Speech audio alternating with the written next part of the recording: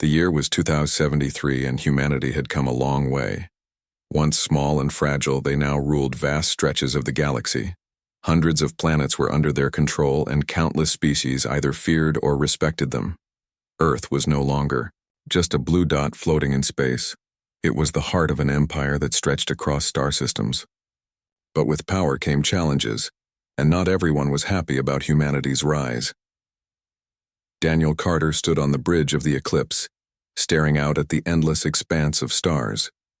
He was a tall man in his late 40s with sharp features and gray-streaked hair. His uniform was crisp, but his eyes carried the weight of years spent fighting battles he didn't always believe in.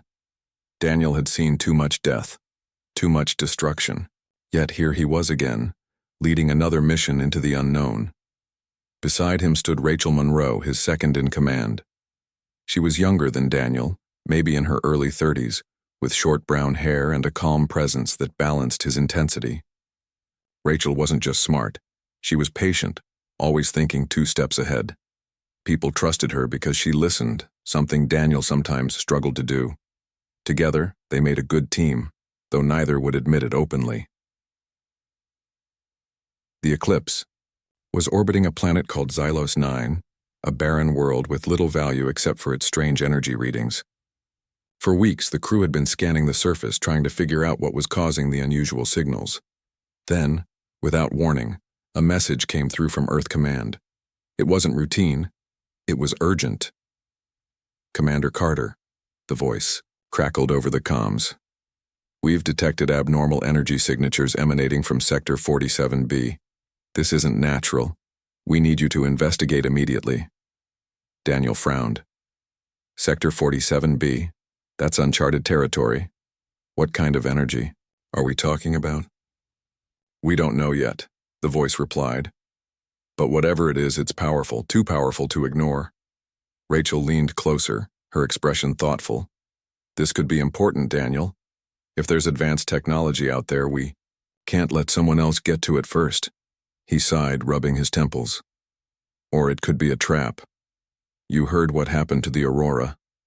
They went chasing after some mysterious signal and never came back." "That was different," Rachel said firmly. "And you know it. The Aurora wasn't prepared, we are. Besides, if we don't go, who will? Someone else might find it, and then where does that leave us?" Daniel glanced at her, seeing the determination in her eyes. He knew she was right. Humanity hadn't gotten this far by playing it safe. Still, the thought of diving into the unknown made his stomach churn. There was something unsettling about the whole situation, like a shadow lurking just out of sight. Word spread quickly among the crew.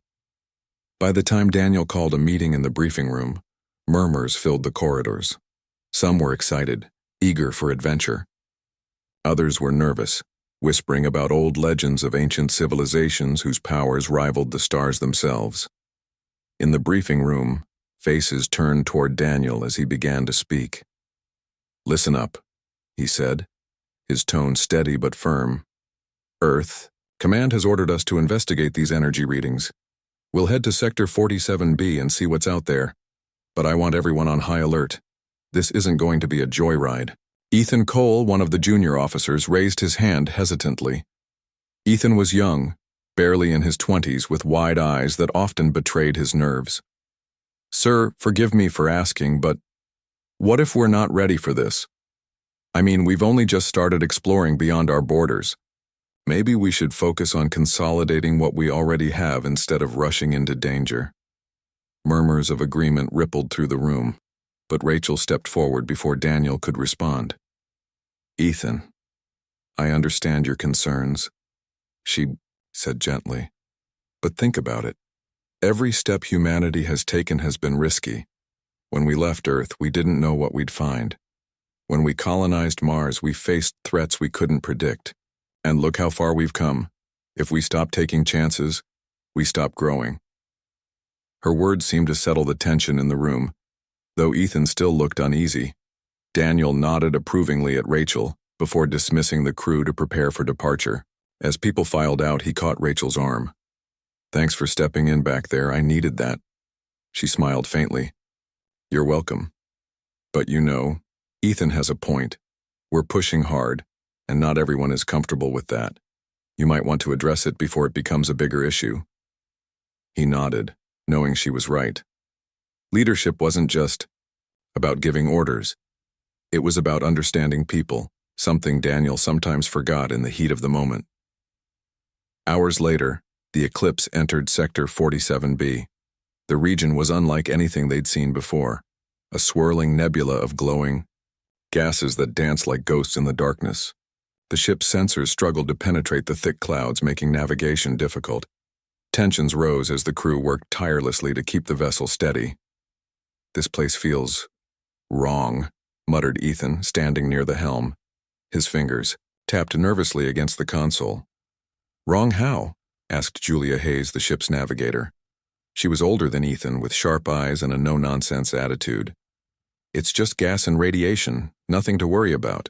"I don't know," Ethan admitted. "It's like it's watching us." Julia rolled her eyes but said nothing. Superstition had no place aboard a starship, or so she believed. Finally, after hours of careful maneuvering, they found it. Floating silently in the void was a massive structure, its surface covered in intricate designs that shimmered faintly even in the dim light.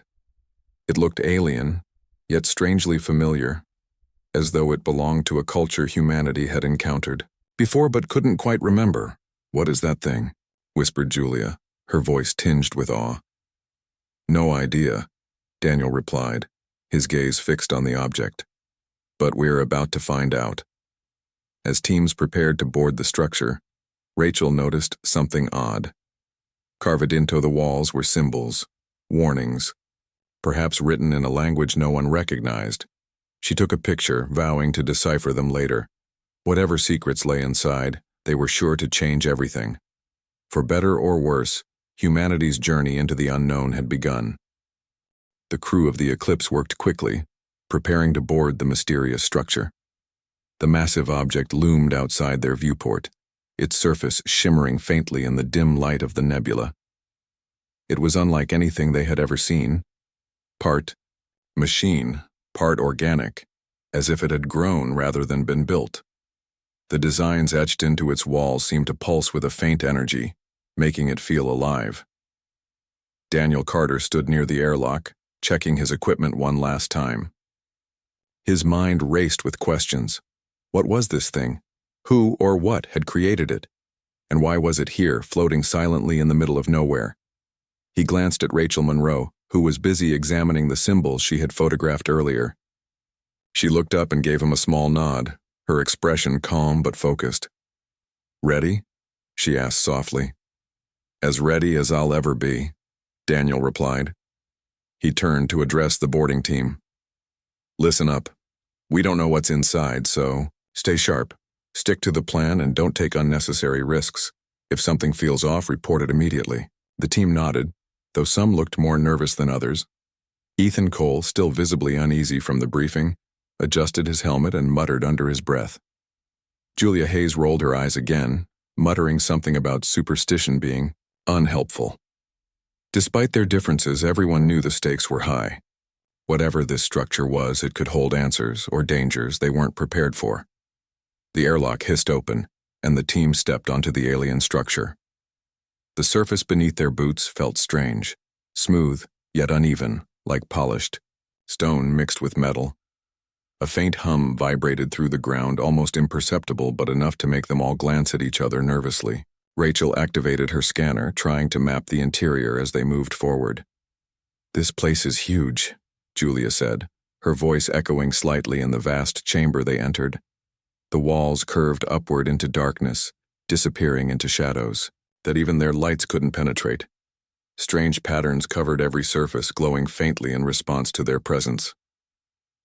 "It's beautiful," Rachel murmured, running her hand over one of the carvings, "but it's also unsettling." Daniel didn't reply. He was too busy scanning the room, looking for any signs of movement or traps. So far, everything seemed quiet, but that didn't mean much. Alien technology often defied logic, and he wasn't about to let his guard down. As they moved deeper into the structure, the team began to notice changes. The walls became smoother, the carvings more intricate. Some of the symbols pulsed faintly, reacting to their proximity. Rachel stopped frequently to take notes and snap pictures, her curiosity outweighing her caution. "Look at this," she said suddenly, pointing to a section of the wall where several symbols seemed to form a pattern. "I think these might be instructions or maybe warnings." "What do you mean?" Ethan asked, peering over her shoulder. "I'm not sure yet," Rachel admitted. "But based on the context, it could be telling us to proceed carefully, or not at all." Julia snorted.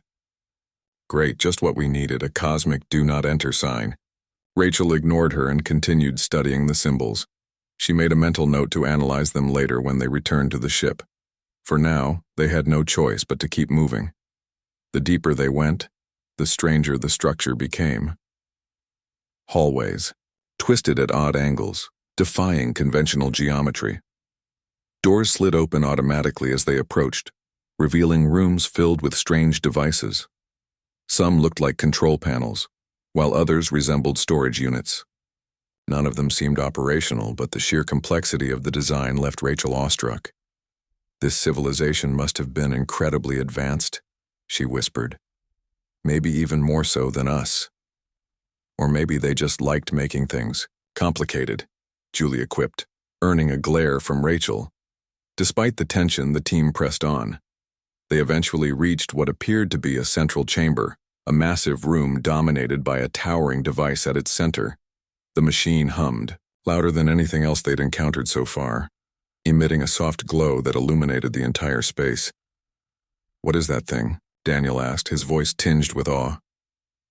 "No idea," Rachel replied, stepping closer. "But it looks important." Before anyone could stop her, she reached out to touch the device. The moment her fingers brushed its surface, the entire structure shuddered violently. Lights flashed and a low rumble echoed through the walls. "Rachel!" Daniel shouted, grabbing her arm and pulling her back. "What did you do?" "I didn't do anything," she protested, though her face was pale. "It reacted on its own." The rumbling grew louder, and the walls began to shift. Panels opened, revealing hidden compartments filled with glowing orbs. The symbols around them flared brightly, casting eerie shadows across the room. "We need to get out of here," Ethan yelled, backing toward the exit. "Not yet," Rachel countered. "We don't know what this is capable of. If we leave now, we might miss our only chance to understand it." "She's right," Daniel said reluctantly. "But we can't stay here either. Let's grab whatever data we can and fall back to the ship." The team sprang into action, collecting samples and downloading information from the nearest consoles. Rachel worked feverishly, her fingers flying over her tablet as she tried to make sense of the alien language. Time seemed to blur as they worked, the hum of the machine growing louder with each passing second. Suddenly, a loud screech echoed through the chamber, causing everyone to freeze. It wasn't mechanical, it was alive. Somewhere deep within the structure, something had awakened. "Did you hear that?" Julia whispered, her usual bravado replaced by fear. "We heard it," Daniel confirmed grimly. "Fall back, now." The team scrambled toward the exit, their hearts pounding. Behind them, the machine continued to hum, its glow intensifying. As they reached the airlock, Rachel paused for a moment, glancing back at the central chamber. "We're going to regret leaving this behind," she muttered. "Maybe," Daniel replied, pushing her gently toward the ship. "But we're not dying to find out." Back aboard the Eclipse, the crew watched as the structure began to change. Its surface rippled like liquid, and parts of it started to break apart, drifting off into the void. Whatever they had activated, it was unstable and potentially dangerous. "Well," Julia said dryly, breaking the silence. "That was fun." No one laughed. Instead, they stared at the screens, replaying footage of the mission and analyzing the data they had collected. Rachel sat quietly in a corner, poring over the symbols she had photographed. She felt a mix of excitement and dread. They had uncovered something extraordinary. But at what cost? Daniel joined her after a while, handing her a cup of coffee. "You okay?" "I'm fine," she said, though her voice betrayed her unease. I just I can't shake the feeling that we've stumbled onto something bigger than we realize." He nodded. "Me neither. But for now, we've got what we came for. Let's figure it out before we jump into anything else." Rachel sipped her coffee, her mind racing. Whatever secrets the structure held, they were sure to change humanity's understanding of the galaxy and perhaps themselves. Back aboard the Eclipse, the crew worked tirelessly to analyze the data they had collected from the mysterious structure. Rachel Monroe sat in the ship's lab, surrounded by glowing screens and scattered notes. Her eyes darted between images of the alien symbols and fragments of code she had managed to extract from the device. The task was daunting, but Rachel thrived under pressure. She knew that understanding what they had found could mean the difference between humanity's survival and its downfall. Daniel Carter paced nearby, his arms crossed tightly over his chest. He wanted answers, fast, but he also understood that rushing this process could lead to mistakes they couldn't afford. "Anything yet?" he asked, stopping beside her. "Not much," Rachel admitted, leaning back in her chair, with a sigh. "The language is complicated. It's not like anything we've seen before, but I think I'm starting to see patterns." "What kind of patterns?" Daniel pressed. "Well, some of the symbols seem to repeat, almost like keywords. If I can figure out their meaning, it might help me decode the rest." She pointed to one cluster of characters on the screen. "This group seems to refer to time or maybe cycles, and these..." She gestured to another section. "They look like warnings or instructions." "Warnings about what?" Ethan Cole interrupted, stepping into the lab. His face was pale, his hands clenched into fists at his sides. Ever since their encounter with the structure, he'd been more on edge than usual. "I don't know yet," Rachel replied calmly, "but whatever it is, it's serious. This civilization clearly went to great lengths to leave messages behind." Ethan frowned. "And you're sure we should even be messing with this? What if we trigger something worse than what happened back there?" Rachel hesitated, glancing at Daniel. The question hung heavy in the air. They all knew the risks, but turning back now felt impossible. Humanity had come too far to ignore such a discovery. "We'll proceed carefully," Daniel said finally. "But yes, we need to understand what we're dealing with. That's why we're here." Ethan didn't argue further, though his unease was obvious. He left the lab without another word, leaving Rachel and Daniel alone again. As hours turned into days, pieces of the puzzle began to fall into place. Rachel discovered that the symbols told a story, a tragic one. The creators of the structure, whom she named the Veilith based on recurring patterns in the text, were once a powerful and advanced civilization. They ruled vast regions of the Tie galaxy, using technology far beyond anything humanity possessed. But their dominance came at a cost. "They pushed too hard," Rachel explained during a briefing with the senior staff. "They kept expanding, conquering, taking everything they could until they reached a tipping point. Their resources ran out, their people rebelled, and eventually, they collapsed." "But what caused their extinction?" Julia Hayes asked, leaning forward in her seat. "Civil wars, natural disasters?" Rachel shook her head. "It's not clear yet. Some parts of the text suggest internal conflict played a role, but there are also references to an external threat, something they couldn't fight." The room fell silent as everyone processed this information. If the Veilith had been wiped out by an enemy, did that mean the same fate awaited humanity? Or worse, had they already drawn attention to themselves by disturbing the structure? Daniel broke the silence. "We need to keep digging. Rachel, focus on deciphering the remaining texts. Julia, work with engineering to analyze the samples we brought back. Let's see if we can learn anything useful from their tech." The team dispersed, each member focused on their assigned tasks. Meanwhile, tensions aboard the ship continued to rise. Ethan grew increasingly vocal about his concerns, rallying a small group of crew members who shared his fears. During meals and shifts, whispers spread about whether humanity was repeating the Veilith's mistakes. Were they destined to suffer the same fate? One evening, as the ship drifted through the nebula, Ethan confronted Daniel directly. "You're leading us down a dangerous path," he said bluntly, cornering him in the mess hall. Every step we take makes us more vulnerable. We shouldn't be chasing power like this. Daniel sighed, setting down his cup of coffee. I get it, Ethan, you're scared, so am I, but we can't turn back now. Not when we're so close to understanding what happened to them, and how to avoid making the same mistakes.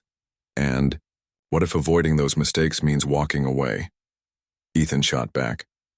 What if the lesson is that we shouldn't meddle with things we don't understand? Before Daniel could respond, Rachel entered the room, her expression tense. We've got a problem, she announced. I finished translating another section of the text. It talks about something called the Reckoner. The Reckoner? Daniel repeated, frowning. What is that? It's described as a force of destruction, an entity or weapon that the Vaylith unleashed in their final days. According to the text, it consumed everything in its path, including them. A chill ran through the room. Even Ethan looked shaken. So whatever woke up when we touched that machine, it might be this Reckoner. It's possible, Rachel admitted. Or it could be something else entirely. Either way, we need to be ready for anything. Daniel nodded grimly. Then we prepare. Double security protocols, review emergency procedures, and make sure every weapon system is operational. If this thing comes after us, we won't go down without a fight. Over the next few days, the crew worked around the clock to fortify the eclipse. Sensors were recalibrated to detect any anomalies, and defensive systems were tested repeatedly. Despite their efforts, fear lingered in the air like a storm cloud. No one slept well, and conversations were often strained. Then, without warning, it happened. Alarms blared throughout the ship, jolting everyone awake. On the main view screen, a massive shape emerged from the depths of the nebula. A creature, unlike anything they had ever imagined. Its body twisted and writhed, covered in jagged spikes and glowing veins. Eyes like molten fire scanned the area, locking onto the eclipse with terrifying precision. This is it, Rachel whispered, her voice trembling. The Reckoner.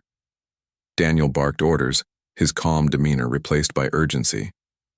All hands to battle stations, divert power to shields and weapons, prepare evasive maneuvers. The crew scrambled to follow his commands, adrenaline coursing through their veins. As the creature lunged toward them, the ship shuddered violently, its shields barely holding against the assault.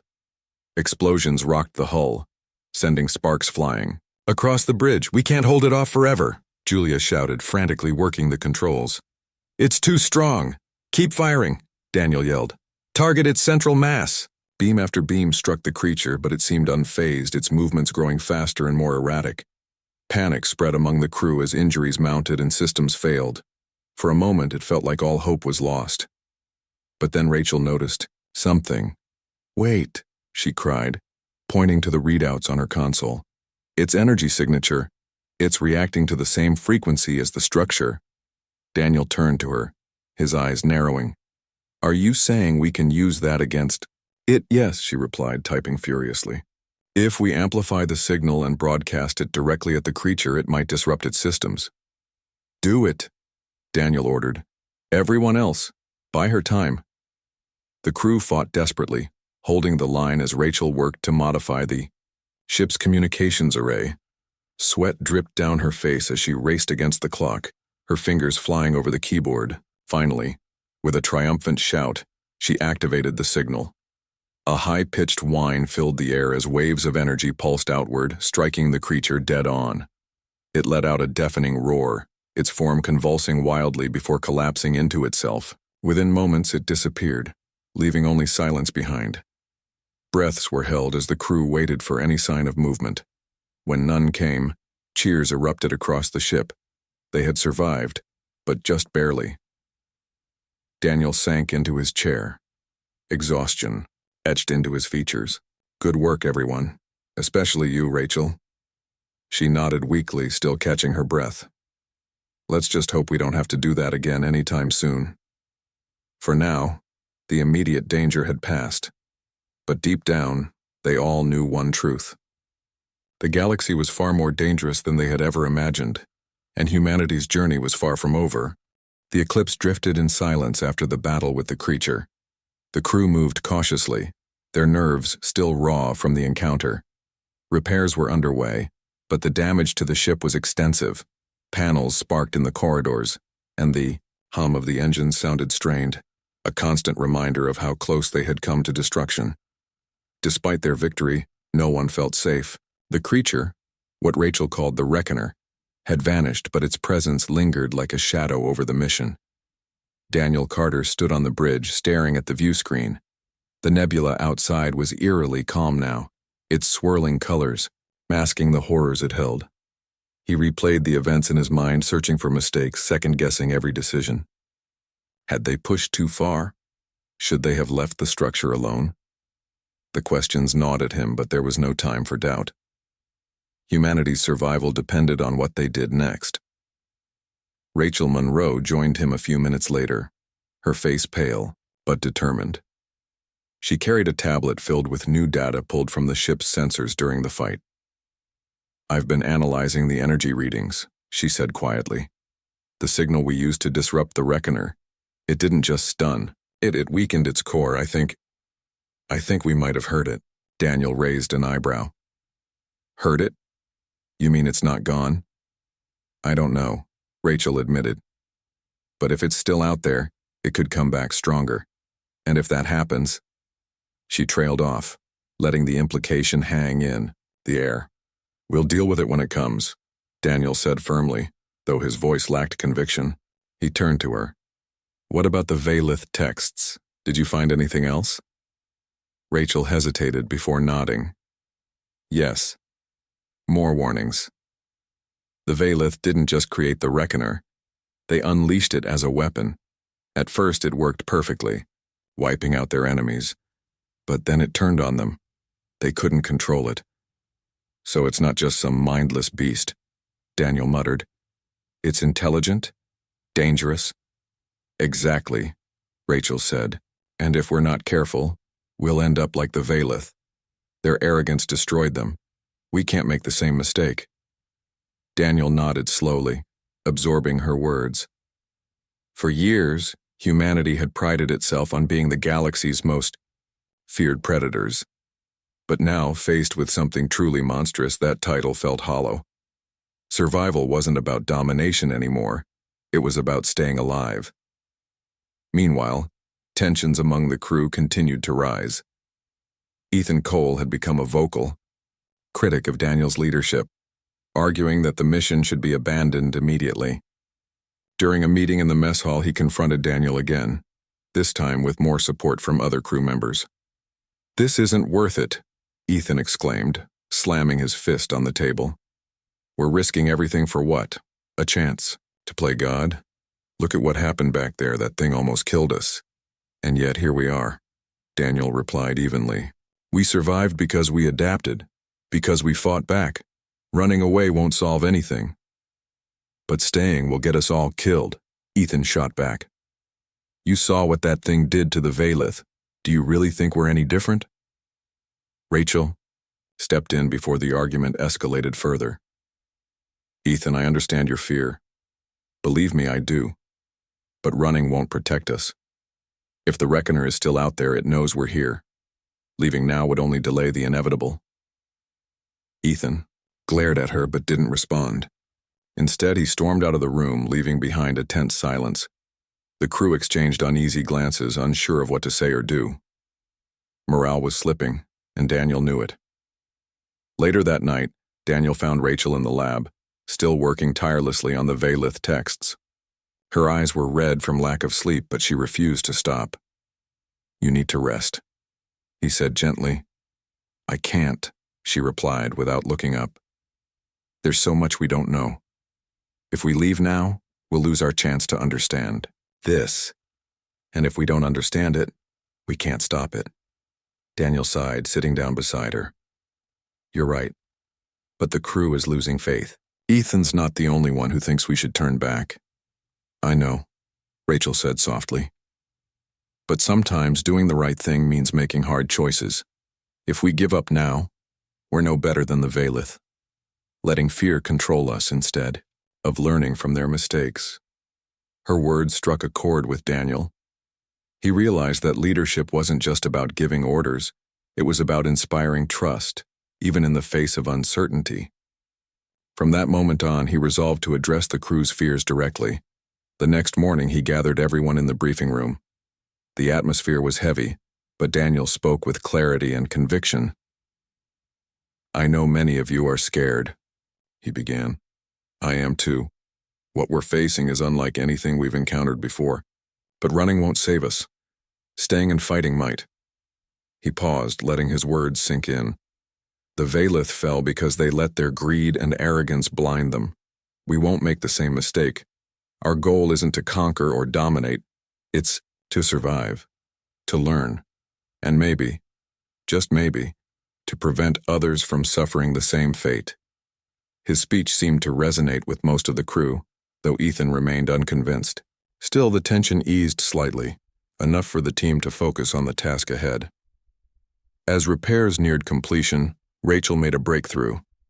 Buried within the Valith texts was a set of coordinates, locations of other structures like the one they had explored. Each site promised more answers, more pieces of the puzzle, but reaching them would require venturing deeper into the nebula, closer to the heart of the Reckoner's domain. "We have to go," Rachel insisted during a private meeting with Daniel. "These sites could hold the key to defeating it, or at least surviving it." "I agree," Daniel said, "but the crew's already stretched thin. Pushing them further might break them." "It's a risk we have to take," Rachel replied. "If we don't, we're finished anyway." After much deliberation, Daniel decided to press forward. The Eclipse plotted a course for the nearest set of coordinates, navigating carefully through the treacherous nebula. Along the way, they encountered strange phenomena: fields of floating debris, pockets of intense radiation, and eerie echoes that sounded almost like whispers.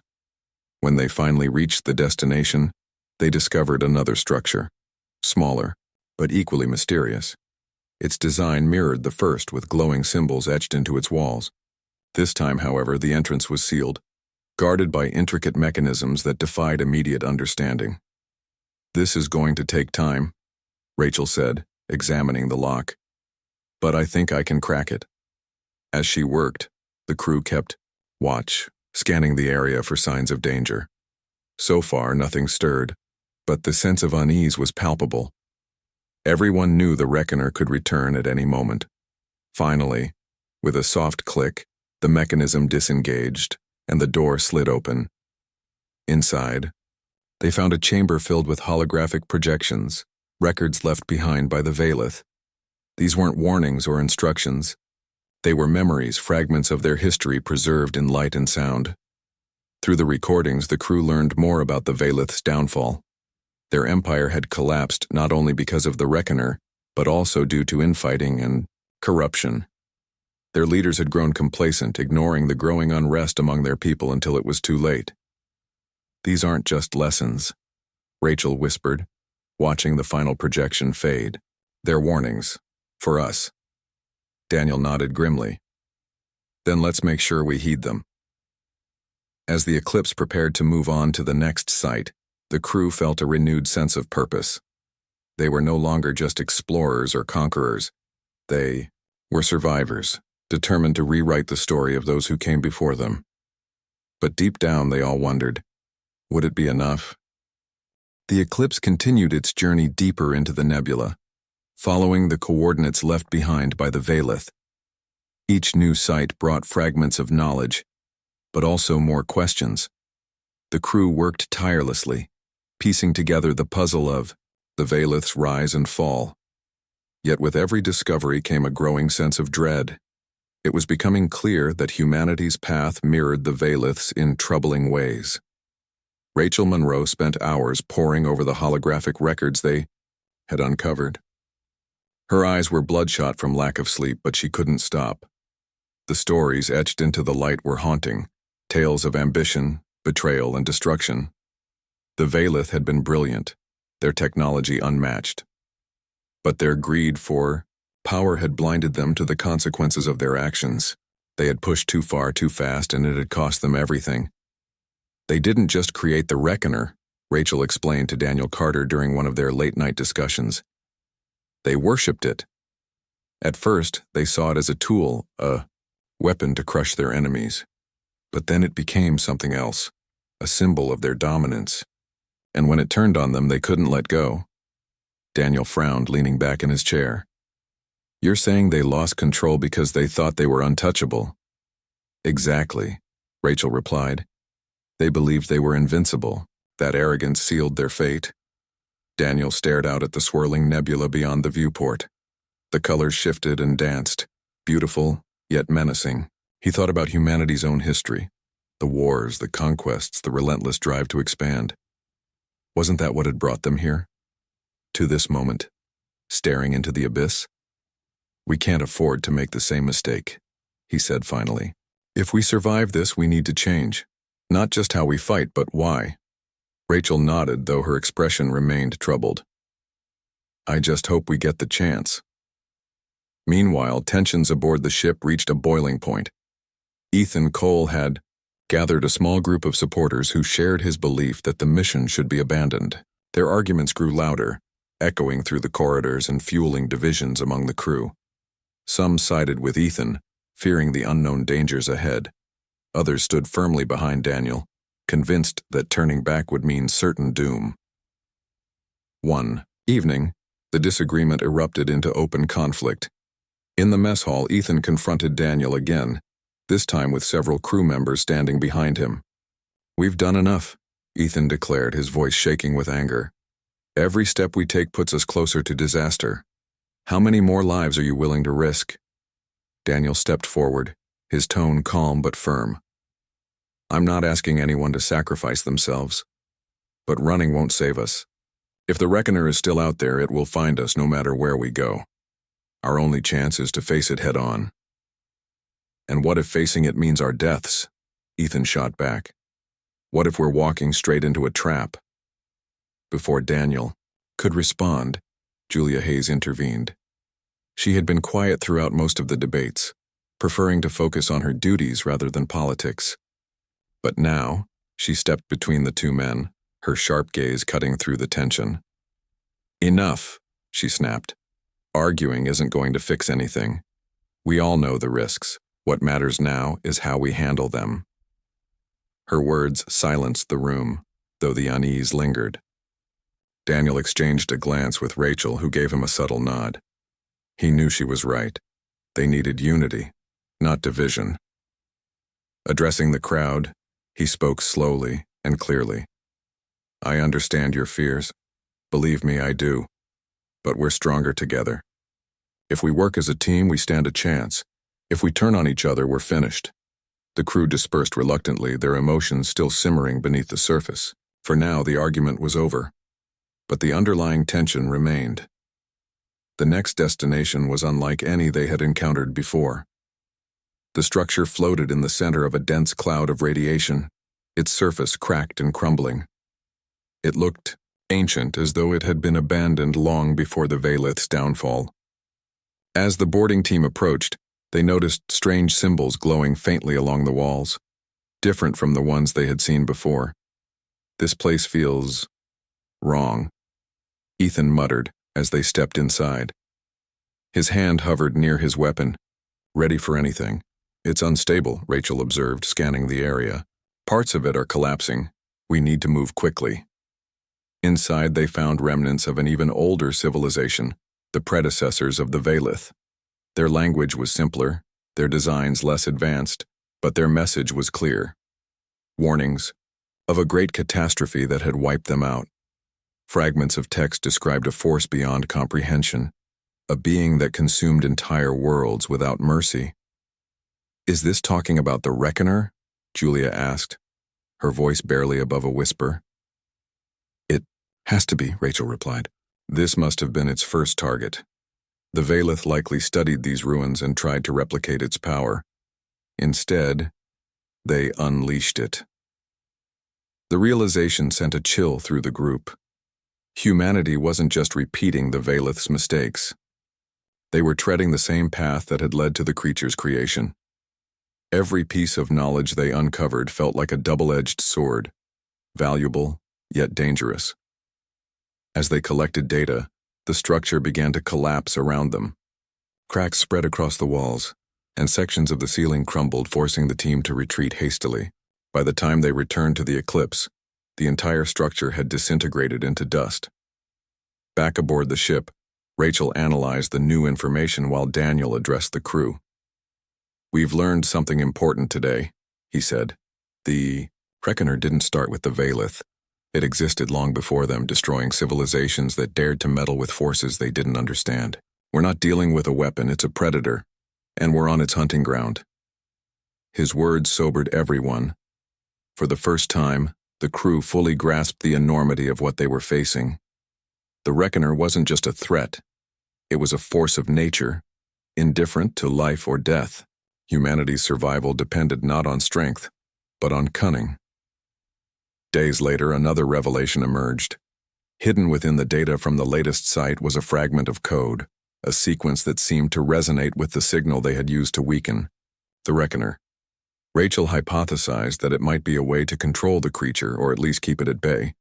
"If we can amplify this signal and broadcast it continuously, we might be able to hold it off," she explained to Daniel. "But modifying the ship's systems to do that will take time and resources." Daniel nodded. "Do whatever it takes. We'll prioritize repairs and reroute power if necessary." The crew worked around the clock, repurposing equipment and reconfiguring the ship's communication array. Tensions eased slightly as everyone focused on the task at hand. Even Ethan pitched in, though he remained skeptical of their chances. Finally, after days of effort, the modifications were complete. The Eclipse braced itself for the inevitable return of the Reckoner. When it appeared emerging from the depths of the nebula with terrifying speed, the crew held their breath. Rachel activated the signal, flooding the surrounding space with waves of energy. The Reckoner hesitated, its massive form twitching as if confused. For a moment it seemed to retreat, retreating back into the shadows. "We did it," Rachel whispered, her voice trembling with relief. But Daniel shook his head. "No, this isn't over. It's just buying us time." He was right. The Reckoner hadn't been defeated. It had merely withdrawn. The crew knew they couldn't rely on the signal forever. Their journey was far from complete, and the true test still lay ahead. The signal held the Reckoner at bay, but it was only a temporary fix. The crew of the Eclipse knew they couldn't keep running forever. Every moment brought them closer to the final confrontation, and the weight of that reality pressed down on everyone. Daniel Carter stood on the bridge, staring at the view screen as the nebula swirled ominously outside. His mind raced with possibilities, none of them good. "We can't stay here," Rachel Monroe said, breaking the silence. She had been monitoring the signal's effects, her face pale from exhaustion. "The system won't last much longer. Sooner or later, the Reckoner will adapt." Daniel nodded grimly. "Then we need to find a way to end this, not just delay it." Rachel hesitated before speaking. "There's one option left. In the data we collected, there were references to something called the Nexus, a central hub where the Valith controlled their creations. If we can reach it, we might be able to shut the Reckoner down permanently." "It's a long shot," Daniel replied, "but it's all we've got." The coordinates for the Nexus were buried deep within the nebula, in a region marked by violent storms and unstable gravity fields. Navigating there would be dangerous, but they had no choice. The crew prepared for the journey, knowing it could very well be their last. As the Eclipse approached the Nexus, tensions aboard the ship reached a breaking point. Ethan Cole had grown increasingly vocal, his fear turning into anger. He confronted Daniel once again, this time in front of the entire crew. "You're leading us straight into a death trap," he shouted. "Why won't you listen? We should have turned back days ago." Daniel met Ethan's gaze, his voice steady despite the rising chaos. "Because running won't save us. This isn't just about us anymore. It's about everyone who depends on us. If we don't stop the Reckoner, no one will." Ethan clenched his fists, his frustration boiling over. "And what if we fail? What then?" "Then we die trying," Daniel said simply. "But I'd rather go down fighting than give up without a fight." His words silenced the room. Even Ethan seemed shaken. though he didn't back down. Instead, he stormed off, leaving the rest of the crew to process what had just happened. Some sided with Ethan, whispering among themselves about mutiny. Others rallied behind Daniel, determined to see the mission through to the end. The division weighed heavily on Daniel, but he pushed forward. There was no time to dwell on doubts or fears. The Nexus loomed ahead, a massive structure surrounded by swirling debris and bursts of energy. It looked ancient, its surface cracked and scarred from centuries of neglect. Yet it pulsed faintly, as if alive.